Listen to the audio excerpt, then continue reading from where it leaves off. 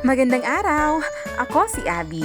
At tara, samahan niyo po kami sa taniman ni Tatay. Aba naman, at excited pa ang mga alaga namin. Ay nako, akala mo naman kung paborito nila ang gulay. Sabi ni Tatay, medyo marami na raw ang bunga ng kanyang ampalaya. Kaya sabi niya, anihin daw namin at upang lutuin. At yung iba naman daw po ay pwede namang itabi at para sa mga susunod na araw. Alam niyo po ba, sabi ko sa kanya, ako yung magpipitas dahil gustong gusto ko na mag-ani ng mga gulay at siya naman yung pagbibidyuhin ko.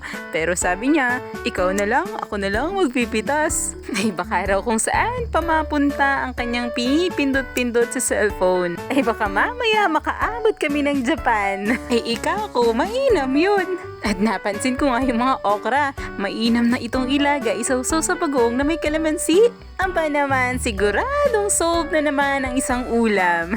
At nagulat ako sa isang banda, akala ko kung ano yung gumagalaw-galaw. Ay nako, si Frudo pala kumakain na naman ng mga damo. Marahil ay masakit ang kanyang tiyan. Share ko lang din, itong bukid na pinangtamnan ni Tatay ng ampalaya, ang mga gulay niya ngayon ay taniman din ng palay kapag tag-ulan. At kung buwan naman ng Nobyembre hanggang Marso, maaari rin itong tamnan ng mga gulay. Sahod ulan lang din talaga ang karaniwang mga bukid o taniman sa isla. At bago po pala matapos ang aking kwento, marami pong salamat sa mga nanonood. Hanggang sa muli!